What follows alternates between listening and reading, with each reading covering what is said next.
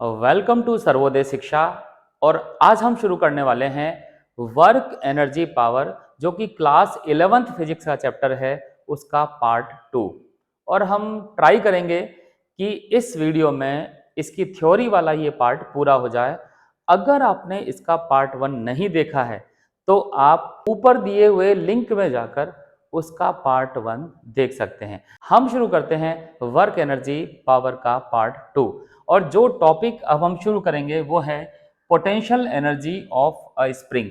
हम potential energy को पहले भी पढ़ रहे थे और उस पोटेंशियल एनर्जी वाले टॉपिक में हमने ग्रेविटेशन पोटेंशियल एनर्जी पढ़ा था। अब हम स्प्रिंग की पोटेंशियल एनर्जी की बात करते हैं। स्प्रिंग की पोटेंशियल एनर्जी के लिए the spring force is an example of variable force which is conservative in nature. तो पहली बात ध्यान देने की है, ये एक वेरिएबल फोर्स है और हम जानते हैं कि वेरिएबल फोर्स के जब एनालिसिस होते हैं तो कुछ इंटीग्रेशन करके हम उस काम को करते हैं। और दूसरी बात है, ये कंजर्वेटिव इन नेचर है। कंजर्वेटिव इन नेचर का मीनिंग है कि अगर हम ये माने कि जो स्प्रिंग हम यूज करेंगे वो मासलेस है और वो फ्रिक्शनलेस है, मीन्स किसी तरह की एनर्जी लॉस यहाँ पर नहीं हो रही है।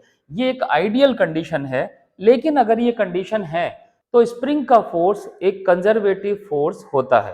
पहले स्प्रिंग के बारे में थोड़ी सी बात कर लेते हैं कि स्प्रिंग कैसी दिखती है और हम उसको किस तरह से मानेंगे। यहां पर हम देखते हैं कि एक स्प्रिंग है और स्प्रिंग में एक ब्लॉक लगा हुआ है और वो स्प्रिंग के साथ साथ मोशन कर रहा है। जहां से ब्लॉक मोशन स्टार्ट करता है, मीन्स कहीं बीच में ये पार्ट, वहां पर हम मानेंगे कि ये इक्विलिब्रियम में है। मीन्स अगर इस स्प्रिंग को रोक कर हम इसकी अलग अलग पोजीशंस को नोट करें तो वो कुछ ऐसा केस होगा। ये स्प्रिंग का पहला केस है। स्प्रिंग में किसी तरह का कोई खिंचाव नहीं है।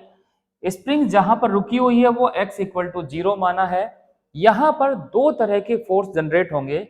एक फोर्स होगा एक्सटर्नल फोर्स। ये external force basically applied force है जो हम अप्लाई करेंगे। जैसे कि यहां पर F इक्वल टू 0 है, मीन्स जो फोर्स हम अप्लाई कर रहे हैं वो भी 0 है और स्प्रिंग भी इक्विलिब्रियम कंडीशन में है, मीन्स x इक्वल टू 0 पर। इस डायग्राम में आते हैं तो यहां हम देखते हैं हमने जो फोर्स अप्लाई किया वो फोर्स अगर एक्सटर्नल फोर्स है तो वो राइट हैंड साइड डायरेक्शन में है। लेकिन ऐसा करने के बाद होगा क्या? स्प्रिंग में एक फोर्स जनरेट होगा जो इस ब्लॉक को वापस से अपनी जगह लाने की कोशिश करेगा और उस फोर्स को हम बोलेंगे रेस्टोरिंग फोर्स। जैसा कि इसके नाम से पता लग रहा है, रीस्टोर मीन्स ये फोर्स स्प्रिंग में बंधे हुए ऑब्जेक्ट को, या हम यूं कह सकते हैं कि स्प्रिंग को ही अपनी पोजीशन में वापस से रिस्टोर करने की कोशिश करता है। मीन्स ये बॉक्स गया राइट हैंड साइड में तो ये फोर्स इसको वापस से लेफ्ट हैंड साइड में लाने की कोशिश करेगा, मीन्स रीस्टोर करने की कोशिश करेगा। तो दो तरह के फोर्स हमारे सामने है। अगर हम बात करते हैं इस फोर्स की तो इसकी डायरेक्शन है टुवर्ड राइट, और अगर इस फोर्स की बात करते हैं तो इसकी डायरेक्शन है टुवर्ड लेफ्ट, जैसा कि इस डायग्राम में दिख रहा है। अगर हम कहते हैं कि हमने स्प्रिंग को यहां से लेफ्ट डायरेक्शन में कंप्रेस किया हुआ है तो उस केस में हमने जो फोर्स लगाया वो फोर्स हो गया लेफ्ट हैंड साइड में, दिस इज एक्सटर्नल फोर्स। लेकिन स्प्रिंग का काम क्या है? स्प्रिंग थोड़ी इसको यहां रहने देगी। स्प्रिंग का काम है इस कंप्रेशन को वापस से इक्विलिब्रियम में लाना। तो स्प्रिंग के अंदर एक फोर्स जनरेट होगा जिसको कि हम रेस्टोरिंग फोर्स कह रहे हैं। इस केस में वो restoring force right hand side में लगेगा और वो उस ब्लॉक को वापस से अपनी इक्विलिब्रियम पोजीशन में लाने की कोशिश करेंगे। तो ये है स्प्रिंग का एनालिसिस। तो यहां पर दो तरह के फोर्स हैं, एक तो है एक्सटर्नल अप्लाइड फोर्स और दूसरा है स्प्रिंग में जनरेट होने वाला रेस्टोरिंग फोर्स। तो हम इस फोर्स में इंटरेस्टेड हैं जो कि स्प्रिंग का फोर्स है। अब हम देखते हैं कि ये वेरिएबल कैसे है और ये कंजर्वेटिव कैसे है और इससे कितना वर्क डन होगा और उसकी पोटेंशियल एनर्जी पर हम कैसे पहुंचेंगे, इसकी बात करते हैं। हम बात करते हैं रेस्टोरिंग फोर्स की। हम समझ चुके हैं, अगर हम इस केस की बात करते हैं तो रेस्टोरिंग फोर्स इस ब्लॉक को वापस से अपनी जगह लाना चाहता है और ये हम जानते हैं कि स्प्रिंग वाले केस में क्या होता है, अगर स्प्रिंग को हमने धीरे से खींचा है और छोड़ा है तो वो धीरे धीरे मोशन करती है, लेकिन अगर स्प्रिंग को ऐसे खींच दिया बिल्कुल तमतमा के, तो उस केस में बहुत तेजी से वो ऑब्जेक्ट इक्विलिब्रियम में जाता है। कहने का मतलब यह है कि जिस फोर्स को हम रेस्टोरिंग फोर्स बोल रहे हैं वो कांस्टेंट फोर्स नहीं है, वो डिपेंड करता है कि उसको कितना डिस्प्लेसमेंट दिया गया है। अगर जितना खिंचाव है या जितना कंप्रेशन है, खिंचाव यानी एक्सटेंशन यहां पर, और इस केस में कंप्रेशन, जितना एक्सपेंशन दिया है अगर वो x है तो ये फोर्स इस x पर डिपेंड करता है। x ज्यादा तो फोर्स ज्यादा, तो यहां पर ये फोर्स x पर डिपेंड करता है। एक और बात, हम इसका एक्सपेंशन दे रहे हैं टुवर्ड राइट हैंड साइड में, और स्प्रिंग का रेस्टोरिंग फोर्स इसको वापस से लाना चाहता है लेफ्ट हैंड साइड में, मींस इनकी डायरेक्शन भी अलग अलग है। तो इस तरह से ये फोर्स, अगर इस प्रोपोर्शनल साइन को हम हटा दें और उसको इक्वल साइन से चेंज कर दें तो एक कांस्टेंट यहां पर अपीयर होता है, और वो कांस्टेंट यहां पर इसका नाम है स्प्रिंग कांस्टेंट। और ये स्प्रिंग कांस्टेंट यहां से देख सकते हैं, ये फोर्स अपॉन लेंथ को रिप्रेजेंट कर रहा है। फोर्स अपॉन लेंथ से क्या पता चलता है, अगर हम इसको मैथमेटिकल डेटा से रिप्रेजेंट करें तो हम ये कह सकते हैं, अगर इस स्प्रिंग को यूनिट लेंथ एक्सपेंड किया जाए तो कितना फोर्स लगाना पड़ेगा, वही है spring constant. Means force for expansion और compression per unit length is known as spring constant, और इसकी यूनिट की भी बात कर सकते हैं, न्यूटन अपॉन मीटर। लेकिन हमारा यहां पर इंपॉर्टेंट पॉइंट है रेस्टोरिंग फोर्स, और उसका एक्सप्रेशन है F equal to minus k x. X पर ये डिपेंड कर रहा है, इसलिए हम इसको बोलते हैं वेरिएबल फोर्स। अब हम बात करते हैं कि ये फोर्स कितना वर्क डन करेगा। Work done bye spring force, यहां हम देख चुके हैं कि ये जो फोर्स है ये वेरिएबल फोर्स है, और वेरिएबल फोर्स में जो वर्क डन होता है वो डायरेक्ट फोर्स और डिस्प्लेसमेंट को मल्टीप्लाई करके नहीं होता है। उसके लिए एक तरीका है और वो है इंटीग्रेशन, जो हमें अक्सर कठिन लगता है। मान लेते हैं हम इसको जो एक्सपेंशन देने वाले हैं वो एक्सपेंशन एक्स एम है। X m means maximum expansion. तो उस केस में फोर्स है एफ आर, एक्सपेंशन है डी एक्स, और उसका इंटीग्रेशन हम करेंगे 0 से लेकर एक्स एम तक। ये हमारा मेथड है जिससे हम इंटीग्रेशन करते हैं। यहां पर डी एक्स क्या है, ये हम अज्यूम करते हैं कि छोटी सी किसी डिस्टेंस के लिए, यानी कि लेंथ एलिमेंट के लिए अगर एक फोर्स एफ आर लगाया हुआ है तो टोटल वर्क डन निकालने के लिए हम इंटीग्रेशन को यूज करते हैं। तो यहां पर एफ आर की वैल्यू हम निकाल चुके हैं, दिस इज के x, now it is D x, integration of के एक्स, ये तो कांस्टेंट है, और x का इंटीग्रेशन है एक्स स्क्वायर बाई 2, और वैल्यू रखेंगे तो ये होगा minus k x square by 2। ये इंटीग्रेशन, पहले हम अपर लिमिट रखेंगे तो ये होगा x m square by 2, minus lower limit रखेंगे तो दिस इज 0 स्क्वायर बाई 2, और वर्क डन की वैल्यू आएगी minus k x m square upon 2। इस तरह से हम स्प्रिंग के फोर्स का, मीन्स रेस्टोरिंग फोर्स का वर्क डन कैलकुलेट कर सकते हैं। अब हम ये देखते हैं कि ये जो वर्क डन है वो तो स्प्रिंग का किया हुआ है। अगर हम ये बात करते हैं कि अगर एक्सटर्नल फोर्स, याद हो तो तुम्हें पता होगा हमने खुद इसको बाहर की तरफ पहले एक फोर्स लगाया था जिसका नाम था एक्सटर्नल फोर्स, उस फोर्स से हमने इसको ड्रैग किया था। अगर हम यही वर्क डन उस एक्सटर्नल फोर्स के लिए निकालना चाहें तो क्या फर्क होगा, फर्क सिर्फ एक होगा, ये जो फोर्स है वो नेगेटिव साइन आया है क्योंकि वो डिस्प्लेसमेंट के अपोजिट है। मींस डिस्प्लेसमेंट राइट है तो रेस्टोरिंग फोर्स लेफ्ट है, लेकिन एक्सटर्नल फोर्स तो सेम डायरेक्शन में है। तो एक्सटर्नल फोर्स के लिए अगर वर्क डन लिखना चाहेंगे तो सिर्फ एक चेंज आएगा, दैट इज नेगेटिव साइन का चेंज। तो work done for external force जो हमने अप्लाई किया है उसके लिए वर्क डन होगा हाफ के एक्स स्क्वायर। तो इस तरह से हम एक्सटर्नल फोर्स का वर्क डन भी निकाल सकते हैं। एक और इंटरेस्टिंग बात, जनरली हमें लगता है कि इंटीग्रेशन का ये जो नाटक है वो थोड़ा सा टफ है, तो ऐसा कुछ नहीं है कि ये सिर्फ इंटीग्रेशन से ही होता है, हम इसको चाहें तो इसके ग्राफ से भी निकाल सकते हैं। This expression also be obtain by considering the area of the triangle as in force displacement graph.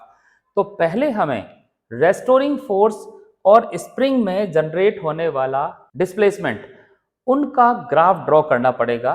Graph draw करके देखते हैं कि वो ग्राफ किस तरह का आता है।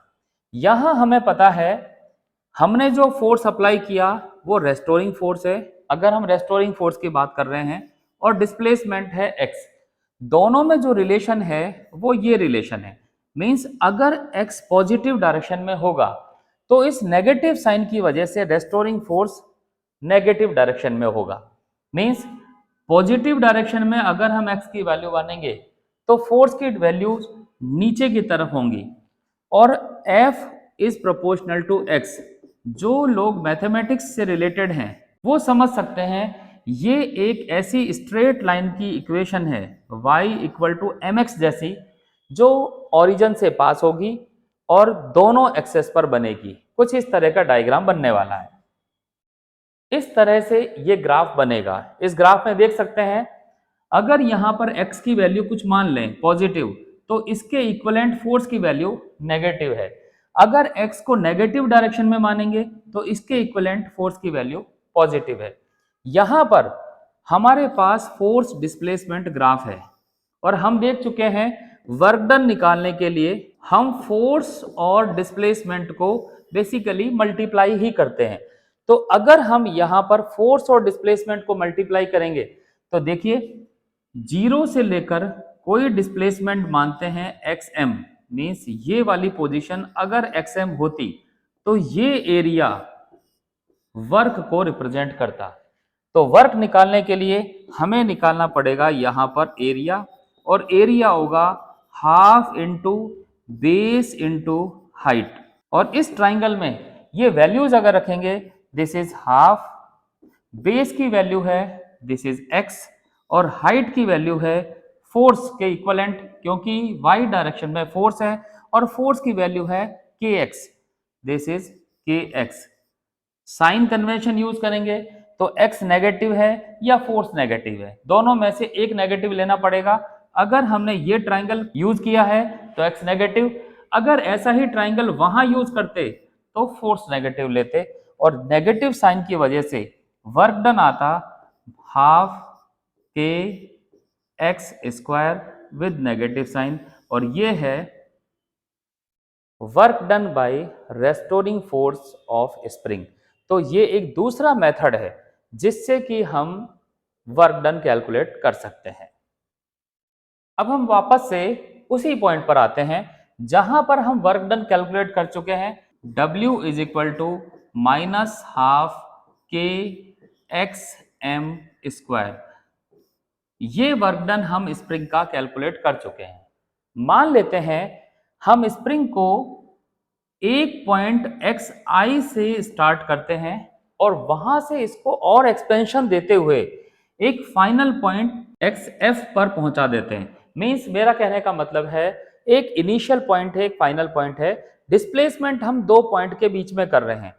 ऐसे केस में अगर हम वर्क डन निकालते तो वो वर्क डन इस तरह से होता, xi से स्टार्ट होता, xf तक जाता, रेस्टोरिंग फोर्स Fr होता, इंटीग्रेशन करते Fr dx का, और हमारे पास जो रिजल्ट आता वो रिजल्ट होता हाफ के x final square plus half के एक्स इनिशियल स्क्वायर।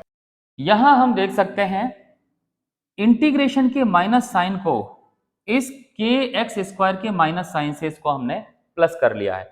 तो अगर हम वर्क डन किसी दो पॉइंट के बीच में निकालना चाहें तो भी हम वो काम कर सकते हैं। अब यहां पर हम देखते हैं अगर ऑब्जेक्ट एक्स आई से स्टार्ट होता और वापस से एक्स आई पर ही आ जाता, मीन्स जाता और आता, उस केस में वर्क डन कितना होता? तो उस केस में एक्स आई से लेकर वापस से एक्स आई आने पर हम दोनों पोजीशन को सेम रखते और वर्क डन आता 0।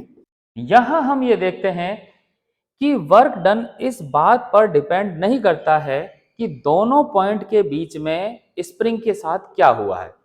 वर्क डन सिर्फ इनिशियल पोजीशन और फाइनल पोजीशन पर डिपेंड करता है, और कोई भी ऐसा फोर्स जिसका वर्क डन इनिशियल और फाइनल पॉइंट पर डिपेंड करता, उसको हम कंजर्वेटिव फोर्स बोलते हैं।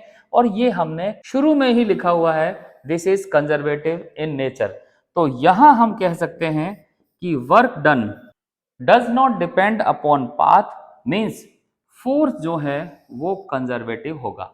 तो ऐसे केस में हम ये भी प्रूव कर सकते हैं कि फोर्स कंजर्वेटिव होगा।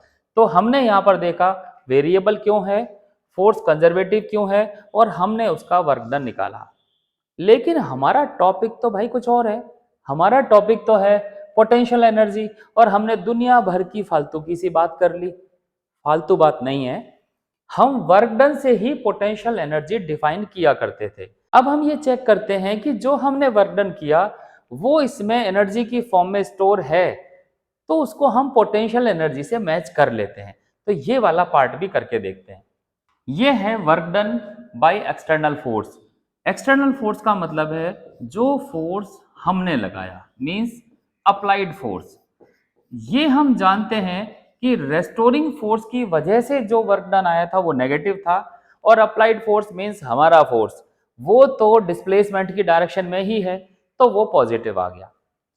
अब हम देखते हैं कि अगर ये वर्क डन पोटेंशियल एनर्जी हो गया होता, तो हम इसी को पोटेंशियल एनर्जी लिख के हाफ के एक्स स्क्वायर ऐसा बोल देते हैं हम। लेकिन इसका पता तब चलेगा अगर इसका डिफरेंशिएशन किया, मींस dv अपॉन dx किया और नेगेटिव साइन भी लगाया, तो हमें देखना है क्या ये फोर्स देता है या नहीं। आपको याद होगा पोटेंशियल से वर्क डन का जो रिलेशन था वो रिलेशन था F is equal to minus d v upon d x. Means potential का डिफरेंशिएशन करते तो माइनस का फोर्स आना चाहिए। चेक करके देखते हैं, यहां पर डिफरेंशिएशन करते हैं तो K तो एज इट इज रहेगा, अपॉन 2 ये भी एज इट इज रहेगा, एक्स स्क्वायर का डिफरेंशिएशन होगा 2x, और इसको सॉल्व करके आएगा हमारे पास x। लेकिन एक नेगेटिव साइन भी है, उस नेगेटिव साइन को लगाएंगे तो हमें मिलेगा स्प्रिंग का फोर्स।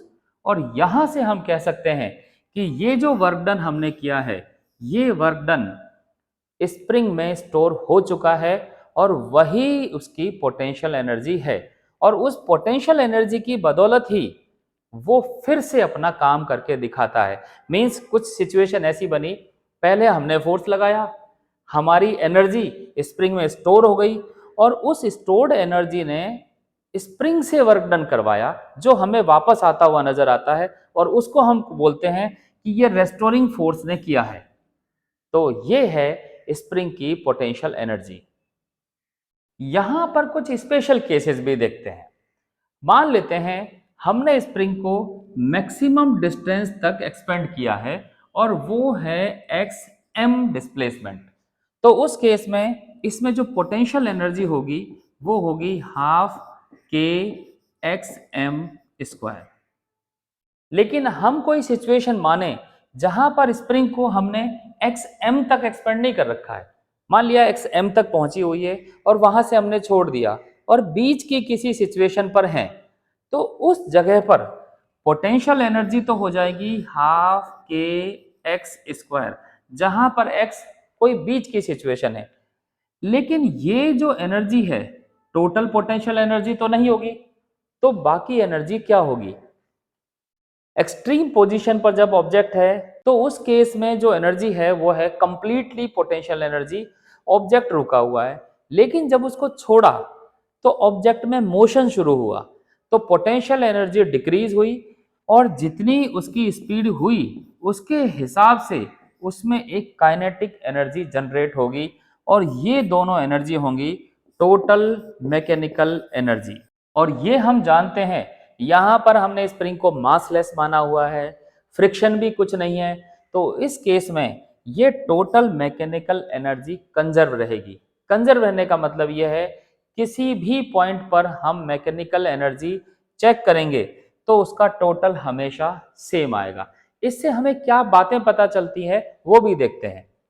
अगर हम इस xm को जीरो मान लें, यानी कि डिस्प्लेसमेंट को जीरो मान लें, तो सोचिए डिस्प्लेसमेंट जीरो होने की कंडीशन है कौन सी?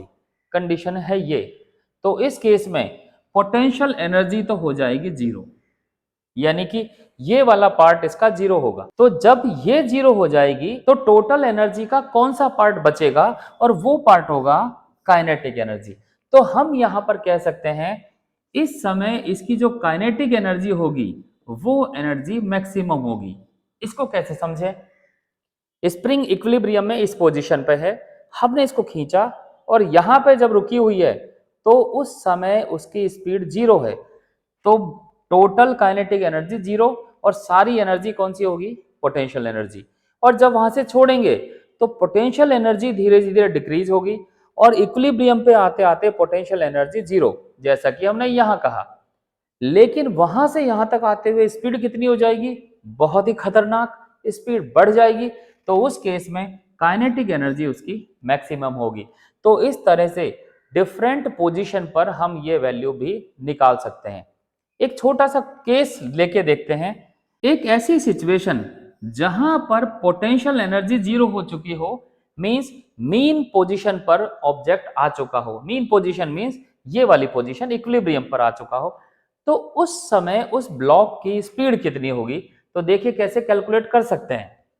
इक्विलिब्रियम पोजीशन पर क्या होगा? टोटल पोटेंशियल एनर्जी यानी हाफ के एक्स स्क्वायर, ये कन्वर्ट हो चुकी होगी काइनेटिक एनर्जी में, means half m v square में। और ऐसी स्थिति में v की वैल्यू जो आएगी वो होगी k upon m in square root into x. तो ये है वेलोसिटी की वैल्यू। और यहां से हम देख सकते हैं ये जो k बाई एम है ये कैसा रोल प्ले कर रहा है। देखिए स्पीड की यूनिट होती है मीटर अपॉन सेकेंड, तो मीटर का कनेक्शन तो हम इससे सेट कर सकते हैं और ये है हुआ सेकेंड।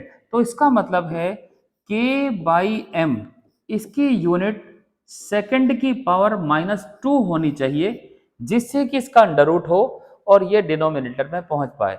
तो k बाई एम का हम यहां पर डायमेंशन फॉर्मूला भी निकाल सकते हैं, एंड दैट इज t-2।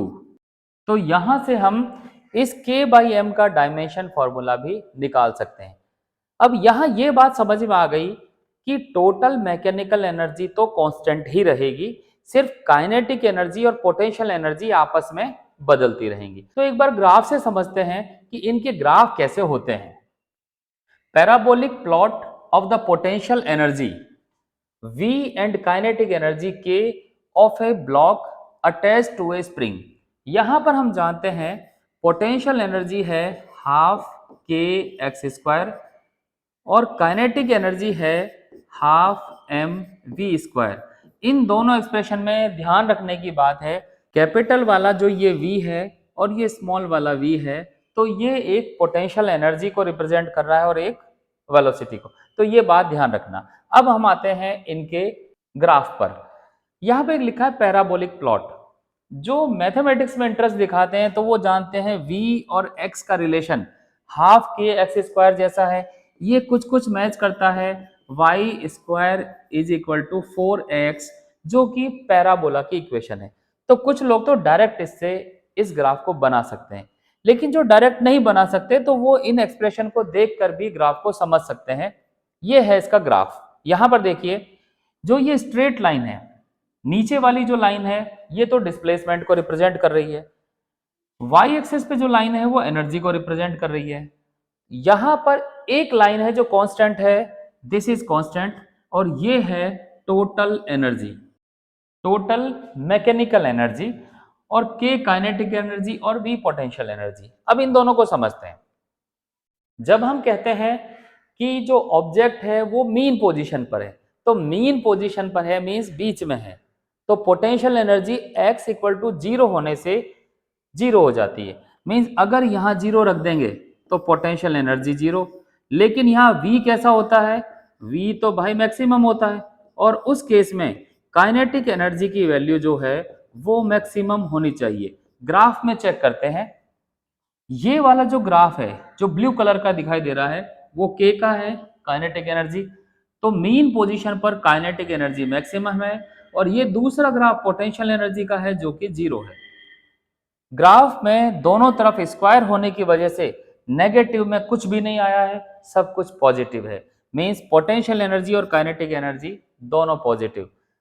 जैसे जैसे हम जीरो से xm की तरफ बढ़ते हैं तो हम देखते हैं काइनेटिक एनर्जी कम होते होते जीरो हो गई है, लेकिन जैसे जैसे हम x की वैल्यू xm की तरफ बढ़ते हैं तो हम देखते हैं काइनेटिक एनर्जी जीरो हो गई है। मींस एक्सट्रीम पॉइंट पे जाकर वो एक बार रुक जाएगा, लेकिन वहां पोटेंशियल एनर्जी मैक्सिमम है। तो ये दोनों ग्राफ जो हैं वो काइनेटिक एनर्जी, पोटेंशियल एनर्जी और टोटल एनर्जी को रिप्रेजेंट करते हैं।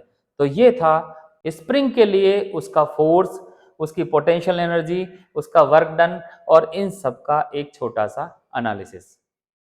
अब हम आते हैं नेक्स्ट टॉपिक पर, और नेक्स्ट टॉपिक है various form of energy, the law of conservation of energy. ये बहुत ही इजी टॉपिक है तो बहुत ज़्यादा इसके बारे में बात करने की जरूरत नहीं है, फिर भी हम एक बार देख लेते हैं। एनर्जी की बहुत सारी फॉर्म्स होती हैं जिसमें उसके कुछ नाम लिख रखे हैं, ऐसा नहीं है कि सिर्फ इतनी ही है, इससे भी ज़्यादा बहुत सारी, साउंड एनर्जी, लाइट एनर्जी, बहुत एनर्जी, आप लोग बड़े विद्वान हैं जानते होंगे। हीट एनर्जी टेम्परेचर से रिलेटेड है, केमिकल एनर्जी केमिस्ट्री में जो कंपोनेंट है जैसे कि सेल की एनर्जी उससे रिलेटेड है, इलेक्ट्रिकल एनर्जी जो करंट से रिलेटेड है, जो पोटेंशियल से रिलेटेड है, जो इलेक्ट्रिक सर्किट्स में होती है, न्यूक्लियर एनर्जी, आजकल तो न्यूक्लियर बॉम्ब की भी बात आप न्यूज़ में सुन ही रहे होंगे। तो ये सारी की सारी वो एनर्जी हैं और डिफरेंट फॉर्म उसकी हो सकती है, और जब हम इनकी बात करते हैं तो हर सिचुएशन में अलग अलग फॉर्म काम में आती हैं। अब हम बात करते हैं आगे एक स्पेशल केस की, वो है mass energy relation. Mass energy relation क्या है? हमने अभी बात की थी न्यूक्लियर एनर्जी की, इसकी बात की थी। न्यूक्लियर एनर्जी में क्या होता है, हमने देखा होगा छोटा सा बॉम्ब होता है और वो तबाही मचा देता है, पूरा शहर का शहर, गांव के गांव सब उड़ा देता है। तो वाकई में उस जगह होता क्या है? उस जगह न्यूक्लियर एनर्जी होती है। पहले ये माना जाता था कि जितने फिजिकल और केमिकल प्रोसेस होते हैं उस प्रोसेस में जो मास है वो कंजर्व रहता है। मीन्स कंजर्व का मतलब है जितना पहले उतना बाद में। सोचने से भी लगता है कि मान लिया हमारे पास बर्फ होती यानी आइस, और आइस को हम मेल्ट कर देते तो हमें क्या लगता है, जनरली जितनी आइस पहले थी अगर 5 किलोग्राम थी तो बाद में भी मेल्ट होने के बाद 5 किलोग्राम ही रहेगी। हमें लगता था सिर्फ उसका फॉर्म चेंज हो गया है, लेकिन ऐसा नहीं है। मास जो है वो एनर्जी में भी कन्वर्ट हो जाता है। जैसे कि एक सिंपल एग्जांपल है कोयला। अगर लकड़ी या कोयले को जला दिया जाता है तो लास्ट में राख बच जाती है। राख तो इतनी सी होती है, तो कोयला पूरा उस इतनी सी राख के मास के तो इक्विवेलेंट हो नहीं सकता। कोयला 1 किलो है, मास 2 ग्राम है, तो वो इक्विवेलेंट तो हो नहीं सकता। तो फिर ये सब कुछ हो क्या रहा है? तो वहां पर आइंस्टीन ने ये बताया कि मास और एनर्जी इनका भी आपस में इंटरचेंज का कोई रिलेशन है, और वो जो रिलेशन है वो है E equal to m c square. अगर आप ये पता लगाना चाहते हो कि 1 किलोग्राम मास से कितनी एनर्जी बनती है तो उस केस में C है वेलोसिटी ऑफ लाइट, यानी 3 इंटू 10⁸ मीटर पर सेकेंड। इसके स्क्वायर से मल्टीप्लाई करके हम एनर्जी निकाल सकते हैं। तो ये है मास एनर्जी रिलेशन। इसके बाद हम बात करते हैं एक और आसान टॉपिक की, जो है principle of conservation of energy. ये वो टॉपिक है जो हम बहुत छोटी क्लास से लगातार पढ़ते आ रहे हैं, और उसमें ये लिखा रहता है कि एनर्जी बहुत सारी फॉर्म की होती है। हम एक एनर्जी की फॉर्म को दूसरी एनर्जी में कन्वर्ट तो कर सकते हैं, लेकिन उसको क्रिएट या डिस्ट्रॉय नहीं कर सकते। कई बार हम ऐसा लगते हैं कि हमने एनर्जी जनरेट कर दी है यानी बना दी है, असल में ऐसा नहीं होता है। वो सिर्फ एक फॉर्म को दूसरी फॉर्म में कन्वर्ट करते हैं। जैसे कि बल्ब जो जलाते हैं तो वाकई में क्या होता है, सेल की एनर्जी को हम लाइट एनर्जी में कन्वर्ट कर लेते हैं। तो ये है कंजर्वेशन ऑफ एनर्जी। इसके लिए एक खास बात लिखी हुई यहाँ पर, कंजर्वेशन प्रिंसिपल को हम किसी तरह से प्रूव नहीं कर सकते। हम सोचें कि लेके पेन और बैठ गए इंटीग्रेशन डिफरेंशिएशन करके, हम प्रूव नहीं कर सकते, लेकिन ये हर जगह पूरी तरह से ऑब्जर्व होता है और ये वेरीफाइड भी है। नेक्स्ट टॉपिक की बात करते हैं, वो है पावर। पावर भी हमने पढ़ा हुआ है। सिंपल डेफिनेशन है time rate at which work is done. जब हमें पता है कि हमने वर्क डन किया है और ये वर्क डन किसी फिक्स टाइम में किया हुआ है, मान लिया वो टाइम है t, और अगर हम इसको यूनिट टाइम में कैलकुलेट करना चाहें तो हमें वर्क अपॉन टाइम, इस तरह से हमें ये कैलकुलेट करना पड़ेगा। और ये वर्क अपॉन टाइम जो है यही है टाइम रेट ऑफ वर्क, और इसी को हम प्यार से बोलते हैं पावर। तो कहीं पर भी इस तरह का कोई एक्सप्रेशन है तो वो पावर को रिप्रेजेंट करता है। थोड़ा सुंदर अक्षरों में लिखेंगे तो power is equal to work done upon time, इस तरह से लिख सकते हैं। वर्क को हम जानते हैं this is F dot are से रिप्रेजेंट करते हैं। तो अगर हम फोर्स को अलग हटा दें तो displacement upon time this is velocity, तो एफ डॉट वी से भी हम पावर को रिप्रेजेंट कर सकते हैं। यूनिट की बात करते हैं, पावर की यूनिट है वाट। वाट तो बेसिकली एक साइंटिस्ट का नाम था, जूल पर सेकंड, इसी को हम वाट बोलते हैं। इसकी और भी बहुत सारी यूनिट होती हैं, जैसे कि हॉर्स पावर जो बेसिकली 746 वाट के इक्वल होती है।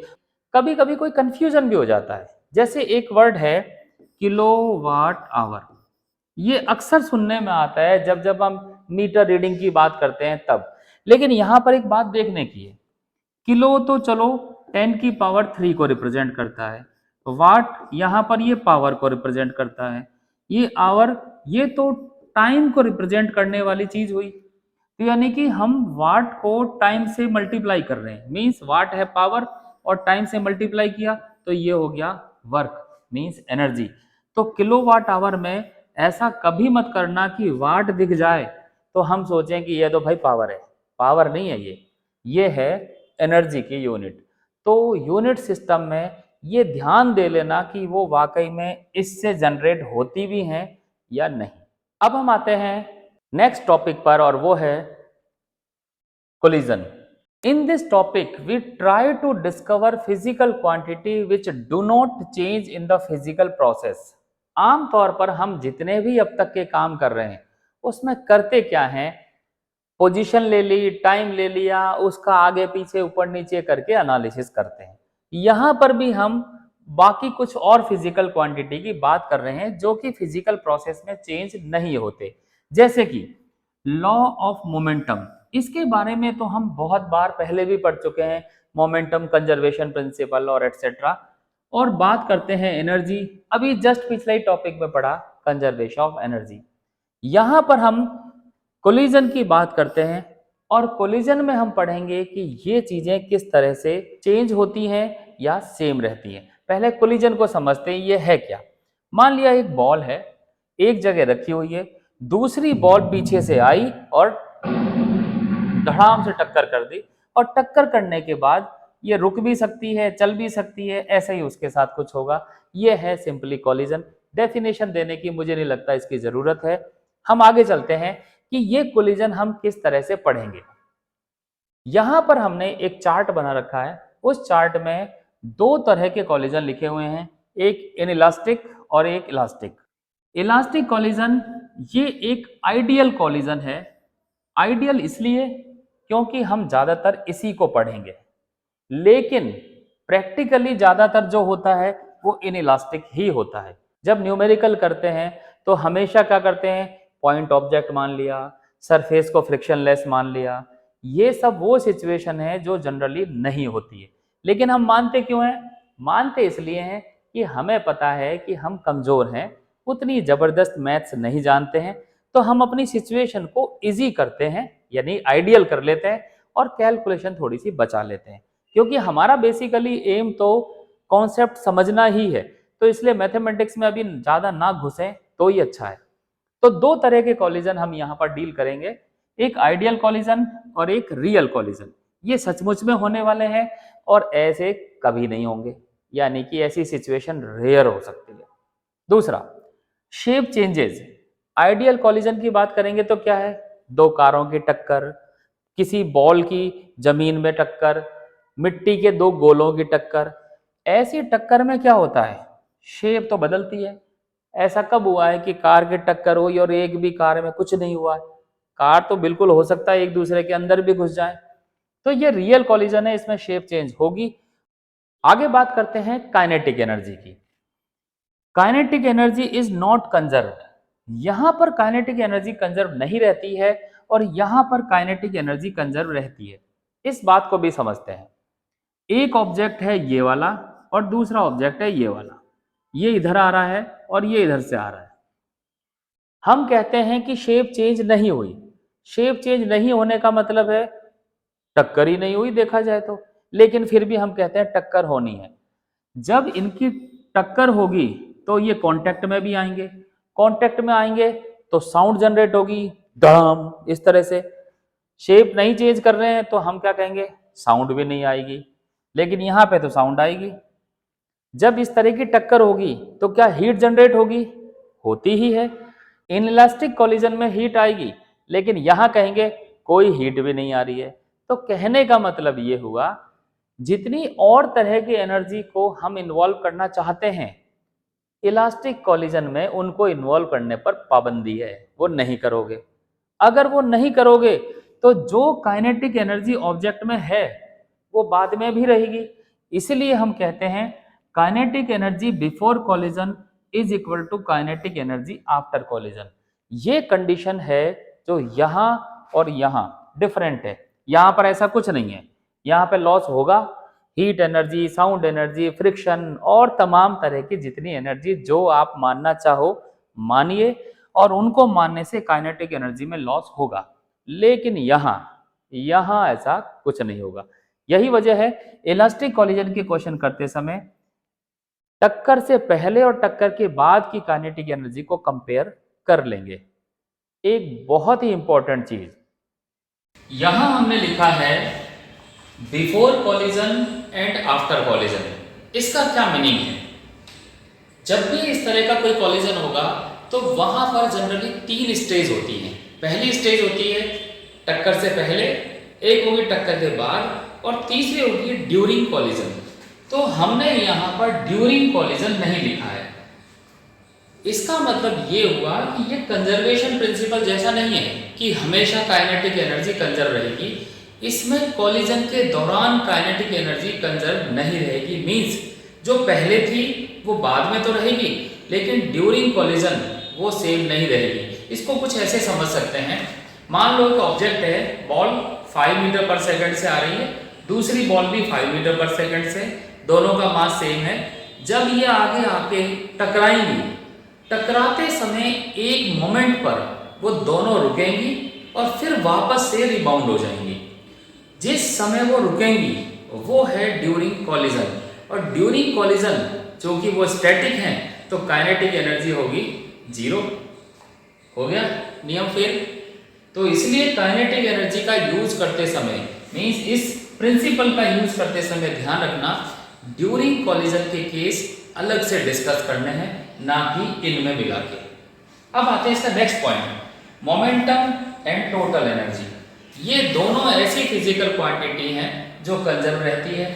मोमेंटम कंजर्व इसलिए रहेगा, मान लिया ये एक बॉल है, ये दूसरी बॉल है, ये दोनों चल रही हैं। हम जब देखना शुरू करेंगे तो हमारा जो एनालिसिस होगा वो यहां से शुरू होगा। मींस जो फोर्स अप्लाई किए वो फोर्स हमारे ऑब्जर्वेशन से पहले हैं। मींस इस सिस्टम में ये एक सिस्टम हुआ, ये आइसोलेट सिस्टम हुआ, इस सिस्टम में एक्सटर्नल फोर्स 0 है, और एक्सटर्नल फोर्स जब 0 होते हैं तब तक मोमेंटम कंजर्वेशन प्रिंसिपल काम करता है। और इसमें बिफोर, आफ्टर एंड ड्यूरिंग सभी जगह मोमेंटम कंजर्व रहेगा। और टोटल एनर्जी के बारे में हम जानते हैं ये यूनिवर्सल है, ये हमेशा ही कंजर्व रहती है। अब हम बात करते हैं थोड़ा और ज्यादा आगे की। कॉलिजन में हम पढ़ते हैं 1 dimension in elastic collision, this is case A. Inelastic collision में मीन्स याद रखिए साउंड एनर्जी, हीट एनर्जी सब कुछ लॉस होने वाला है। एक डायग्राम से पहले इसको रिप्रेजेंट करते हैं। यहां हमने रिप्रेजेंट किया है पहला पार्ट, ये है before collision. Before collision means एक ऑब्जेक्ट m1 है जो u स्पीड से चल रहा है, एक ही डायरेक्शन में है मीन्स वन डायमेंशन है। दूसरा ऑब्जेक्ट रेस्ट में है, ये रुका हुआ है। यहां पर इनकी टक्कर हुई और ये केस है आफ्टर कॉलिजन। यहां पर हम देख सकते हैं हमने इनइलास्टिक कॉलिजन मानते हुए इन दोनों की शेप जो है वो बदल दी। क्या किया है हमने, दोनों ऑब्जेक्ट अलग अलग थे लेकिन कॉलिजन के बाद दोनों को मिला दिया। इस तरह से ही हमने इनइलास्टिक कॉलिजन को रिप्रेजेंट किया है, लेकिन हमने आसान तरीके से रिप्रेजेंट किया। चाहते तो धज्जियां भी उड़ा सकते थे, फिर हमसे कैलकुलेशन नहीं होती, इसलिए हमने इसको सिर्फ मिलाकर एक ऑब्जेक्ट बना दिया। अगर यहाँ मोमेंटम कंजर्वेशन प्रिंसिपल यूज करेंगे जो कि हम हर जगह कर सकते हैं, तो यहाँ पर देखिए किस तरह से होगा। m1u पहले ऑब्जेक्ट का मोमेंटम, दूसरे ऑब्जेक्ट के लिए स्पीड 0 होने से मोमेंटम 0 हो जाना चाहिए। फाइनली मास है m1 प्लस m2 और स्पीड है v, और यहां से हम वेलोसिटी की वैल्यू निकाल सकते हैं। Final velocity this is m1u upon m1 plus m2। तो क्वेश्चन करते समय अगर हमसे ऐसा कोई केस पूछा जाता है तो इस तरह से सॉल्व कर सकते हैं। इनइलास्टिक कॉलिजन का एक दूसरा पार्ट, और वो पार्ट ये है इसमें एनर्जी लॉस होती है, हीट एनर्जी, साउंड एनर्जी और भी जो एनर्जी है वो हम ये कैसे रिप्रेजेंट करें कि वो एनर्जी भी लॉस होगी। तो उसका तरीका है, पहले हम निकालेंगे इसकी kinetic energy, that is initial kinetic energy. उसके बाद हम निकालेंगे इसकी फाइनल काइनेटिक एनर्जी। और इनिशियल काइनेटिक एनर्जी को अगर हम ज़्यादा बताते हैं और फाइनल काइनेटिक एनर्जी को कम बताते हैं तो ये है ज़्यादा, ये है कम, और इनको जब सब्ट्रैक्ट करेंगे तो जो भी क्वांटिटी आएगी वो पॉजिटिव क्वांटिटी आनी चाहिए। अगर पॉजिटिव क्वांटिटी आती है तो हम कहेंगे ये इनइलास्टिक कॉलिजन है और यहाँ पर काइनेटिक एनर्जी लॉस हुई है। अब हम इनिशियल और फाइनल काइनेटिक एनर्जी के एक्सप्रेशंस को यहाँ पर रखते हैं। Initial kinetic energy is half m1u², क्योंकि सिर्फ इसी में ही काइनेटिक एनर्जी है, ये रेस्ट में होने की वजह से 0 है, माइनस फाइनल काइनेटिक एनर्जी के लिए मास है m1 प्लस m2 और फाइनल वेलोसिटी है v, तो हम लिखेंगे v²। v की ये वाली वैल्यू हम वहां पर सब्स्टिट्यूट कर देते हैं। वैल्यू सब्स्टिट्यूट करने के बाद ये केस हो जाएगा ये एज इट इज। यहाँ पर v की वैल्यू है m1u upon m1 plus m2 यहाँ से, और स्क्वायर करने से ये एक्सप्रेशन होगा। इसको हम सॉल्व करते हैं। सॉल्व करने के बाद ये आएगा m1 m2 u² upon 2 m1 plus m2। Calculation easy है, आप लोग भी कर सकते हैं। अब इसको देखते हैं।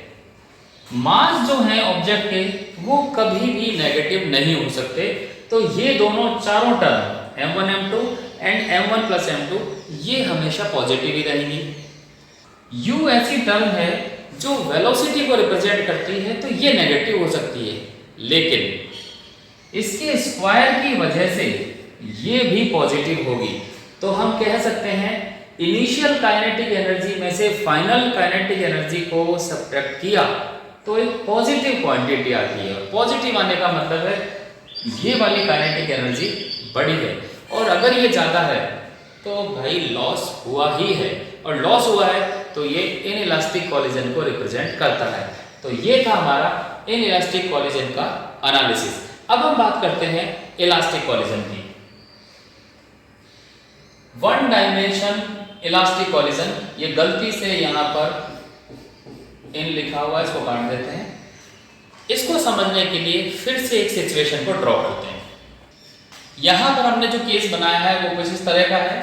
ये है बिफोर कॉलिजन और बाद वाला केस है आफ्टर कॉलिजन। यहाँ पर देखने वाली बात ये है ऑब्जेक्ट की शेप में कोई चेंज नहीं है, इनकी वेलोसिटीज में कॉलिजन की वजह से कोई चेंज आया है तो उसको हमने u1 u2 और v1 v2 मान लिया है। मोमेंटम कंजर्वेशन प्रिंसिपल तो यहाँ काम करेगा ही।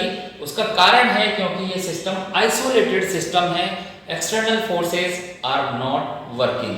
तो मोमेंटम कंजर्वेशन प्रिंसिपल से इक्वेशन होगी m1u1 plus m2u2, this is before collision, and m1v1 plus m2v2, this is momentum after collision। Kinetic energy conservation principle यहाँ काम करता है, तो कॉलिजन से पहले और उसके बाद दोनों तरफ की काइनेटिक एनर्जी को भी कंपेयर कर लेते हैं। तो m1 की काइनेटिक एनर्जी है half m1u1 square plus half m2u2 square, ये दूसरे पार्टिकल की। इसी तरह से आफ्टर कॉलिजन, इस तरह से हमारे पास दो इक्वेशन है और दो ही वेरिएबल है। पहला वेरिएबल है v1, दूसरा वेरिएबल है v2, और यहाँ पर इन दोनों को सॉल्व करके हमें v1 और v2 के एक्सप्रेशन निकालने हैं, और वो एक्सप्रेशन बहुत सारे न्यूमेरिकल करने में हमारी मदद करते हैं। तो v1 और v2 के लिए इसको सॉल्व करते हैं। सॉल्व करने के लिए इक्वेशन नंबर 1 से हम m1 के एक्सप्रेशन को एक तरफ निकाल देते हैं। तो यहाँ हो जाएगा ये m1, this is u1 right hand side का माइनस v1, और इसी तरह से जो m2 के एक्सप्रेशन है उनको राइट हैंड साइड में दिस इज v2, और यहाँ से आएगा minus u2। Let it is equation number 3।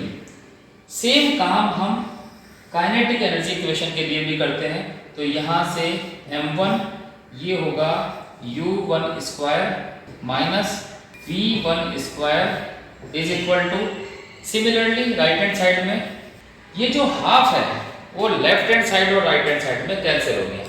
दोनों इक्वेशन को डिवाइड कर देते हैं। ये डिवीजन के लिए हम ये देखते हैं कि ये जो u1 माइनस v1 है ये basically u1 minus v1 u1 plus v1 है। तो डिवाइड करने का मतलब है ये एक एक्सप्रेशन इस वाले एक्सप्रेशन से कैंसिल हो जाएगा, ये m1 ये कैंसिल हो जाएगा, तो बचेगा यहाँ पर सिर्फ 1 और नीचे बचेगा u1 प्लस v1।